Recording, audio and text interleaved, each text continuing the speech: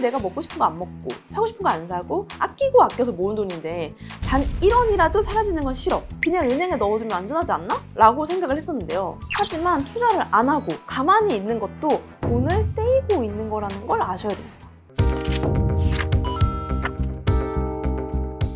안녕하세요. IM뱅크 몰라서 떼인 돈 받아드립니다. 김전부입니다.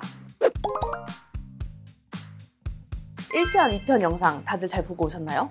1편에선 절약하는 법, 2편에선 돈을 모으는 법을 알려드렸는데요. 이번 3편에서는 어떤 주제를 들고 왔을까요? 돈을 절약하고 모았으면 이제 돈을 굴리는 법을 알아봐야겠죠? 제가 정말 놀랐던 게 저축이나 적금 만기 같은 방법으로는 몇백에서 많게는 몇천만 원까지 모았는데 투자하는 방법을 몰라서 그 돈을 일반 통장에 넣어주는 사람들이 생각보다 많더라고요. 아니 몇천만 원이면 5%짜리 상품에만 넣어놔도 그게 얼마예요? 그래서 그런 분들에게 왜 투자 안 하고 있어? 라고 물어보면 대부분이 힘들게 모은 돈인데 이러면 어떡해? 어디다가 투자를 해야 될지 모르겠어 라고 많이 답하시더라고요. 근데 저도 처음에는 그랬습니다. 아니 내가 먹고 싶은 거 안 먹고 사고 싶은 거 안 사고 아끼고 아껴서 모은 돈인데 단 1원이라도 사라지는 건 싫어. 그냥 은행에 넣어두면 안전하지 않나? 라고 생각을 했었는데요. 하지만 투자를 안 하고 가만히 있는 것도 돈을 떼이고 있는 거라는 걸 아셔야 됩니다. 모아둔 돈들이 떼이고 있다고? 뭔 말이지? 싶으실 수 있는데요. 이제부터 제가 차근차근 설명드리도록 할게요.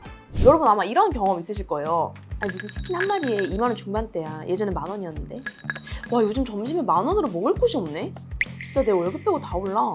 이런 식으로 시간이 지나면서 물가가 오르는 거 정말 많이 경험해보셨죠? 이렇게 물가가 오르고 돈의 가치는 떨어지는 현상을 인플레이션이라고 하는데요. 물가는 매년 실제로 평균 약 2%씩 상승하고 있어요.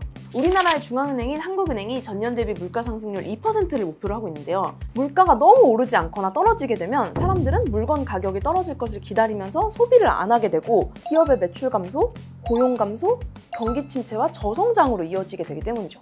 그러니까 물가가 올라가는 건 아주 자연스러운 현상이고 우리가 아무것도 안 하고 돈만 쥐고 있으면 그 돈이 조금씩 실질적인 가치를 잃게 된다는 뜻이죠.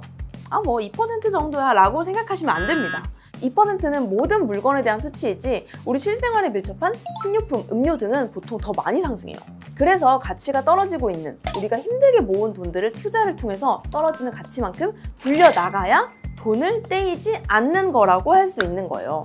이제 왜 투자를 안 하는 게 돈을 잃고 있는 거라고 말씀드린지 이해되셨을까요? 처음 투자를 시작하면 어디에 어떻게 시작할지 막막하실 것 같아요. 저도 그랬습니다. 같은 돈이 있어도 누구는 예적금을 들고 누구는 ETF를 사고 누구는 부동산을 사고 금을 사고 달러를 사고 채권을 사고 정말 다양한 종목에 투자를 하고 있잖아요. 이렇게 투자 종목이 다양한 이유는 개인마다 투자 성향이 다르기 때문이라고 생각해요. 큰 수익을 위해서라면 원금 손실도 감수할 수 있어. 이런 생각을 가진 공격형 투자자인지 수익이 크지 않더라도 나는 원금 손실 없이 투자할래. 이렇게 안정형 투자자인지 한번 생각해 보시면 좋을 것 같아요. 내가 어떤 투자 성향을 가지고 있는지 알 수 있는 방법 없나? 하시는 분들에게 간단한 꿀팁 공유해 드릴게요. 보통 증권사 앱에서 주식 거래를 하기 위해 계좌를 개설하려고 하면 투자 성향 진단 테스트를 통해서 자신의 투자 성향을 진단할 수 있어요. 마치 MBTI처럼. 여기서 잠깐 투자를 하기 전 절대 잊지 말아야 할 게 있어요. 바로 하이 리스크, 하이 리턴. 투자 종목은 기본적으로 리스크가 크면 수익도 크고 리스크가 낮으면 수익도 낮다는 걸 꼭 먼저 기억해야 합니다. 쉽게 큰 돈을 벌 수 있는 일은 거의 없겠죠? 이제 내가 어떤 투자 성향을 가졌는지 파악까지 완료가 됐다면 각 투자마다 어떤 특징이 있는지 알아봐야겠죠? 예적금부터 채권, 주식, ETF, 금, 가상화폐 등등 투자할 수 있는 게 정말 많지만 오늘은 사람들이 주로 하는 주요 투자 대상들만 짧게 소개해드릴게요. 투자에 관련된 더 깊은 내용이 궁금하거나 투자를 시작하기 전에는 스스로 더 정보를 찾아서 공부를 하고 투자를 해야 됩니다. IM뱅크 유튜브, 인스타그램 구독, 팔로우도 잊지 말아야겠죠? 자, 이제부터 하나하나 투자 종목에 대해 간단한 설명과 장단점에 대해서 설명을 해드릴게요. 완전 집중하셔야 됩니다. 우선 첫 번째는 예적금. 우리 IM뱅크 구독자 여러분들이라면 이미 하고 계실 텐데요. 바로 은행에 일정 기간 돈을 맡기고 일정 기간 뒤에 이자와 함께 나의 원금을 돌려받는 게 바로 예적금입니다. 예적금의 가장 큰 장점은 바로 원금이 100% 보장된다는 건데요. 하지만 단점은 안전한 만큼 수익이 다른 투자에 비해 낮다는 겁니다. 초보자를 위한 가장 안전한 투자라고 할 수 있죠. 두 번째, 파킹 통장과 CMA입니다. 파킹 통장과 CMA 통장은 일반 예금 통장과 동일하게 언제든 입출금을 할 수 있는 통장이에요. 다만 일반 예금 통장과 달리 이자가 매일매일 나오고 일반 예금 통장보다 이자가 높다는 장점이 있어요. 입출금이 자유롭고 매일매일 이자가 나오니까 단기 자금, 쓸 돈을 잠깐 넣어두기 딱 좋은 통장이에요. 내가 눈여겨보고 있는 주식의 가격이 떨어지면 바로 사야지 할 때 떨어지길 기다리는 동안 그 돈을 일정 기간 맡겨야 하는 예적금에 넣었다가 중간에 빼게 되면 그 이자를 온전히 받기 어렵잖아요. 이럴 때 이 파킹 통장과 CMA 통장을 활용을 하는 거죠. 파킹 통장과 CMA 통장은 거의 똑같다고 보면 되는데 차이점은 파킹 통장은 은행에서 운영하는 상품이고 CMA 통장은 증권사에서 운영하는 상품이에요. 은행에서 운영하는 파킹 통장은 예금자 보호법이 있어서 현재 기준으로 5천만 원까지 원금이 100% 보장되고요. CMA 통장은 원금이 줄어드는 건 아니지만 증권사가 망하게 되면 그 돈을 돌려받지 못한다는 위험성이 있습니다. 증권사가 망하는 건 흔한 일은 아니지만 위험성이 있는 만큼 CMA 통장의 이자율이 파킹 통장보다는 보통 높아요. 파킹 통장에 넣을지 CMA 통장에 넣을지는 각자 성향에 맞춰 골라보시면 좋을 것 같아요. 세 번째는 개별 주식 투자입니다. 지금까지는 은행이나 증권사 상대로 돈을 맡기고 이자를 받는 방식이었다면 주식 투자는 국내나 해외 기업 자체에 투자하는 방식이에요. 투자하려는 기업의 성향에 따라 등락률이 엄청 높을 수도 있고 등락률은 적으나 꾸준히 배당금이 나오는 기업도 있죠. 개별 주식 투자는 위에 소개해드린 두 가지 종목보다는 수익률이 크지만 상황에 따라 나의 투자 원금에도 손실이 생기고 하락장이 진행되면 아시겠지만 멘탈도 굉장히 많이 흔들려요. 그래서 주식 투자 전에는 꼭 잘 알아보고 결정하셔야 됩니다. 네 번째, ETF 상장지수 펀드입니다. ETF 시장 200조 시대, ETF 열풍 이런 말 들어보셨을까요?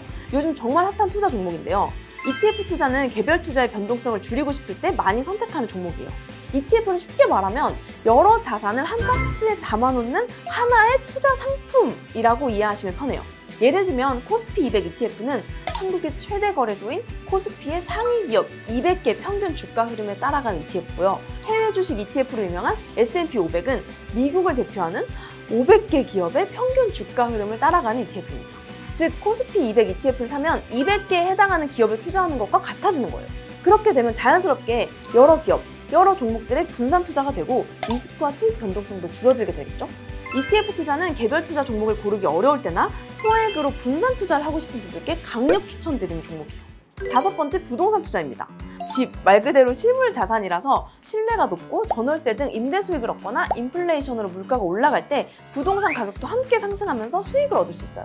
한 주에 몇천 원에서 몇십만 원인 주식에 비해 몇천만 원에서 몇십억이나 하는 부동산 시장은 장기적으로 매우 큰 자산 가치 상승 기대를 할 수 있지만 초기 투자금이 매우 크고 세금이나 대출 이자 등 유지 비용 등의 부가 비용이 정말 많이 들어요.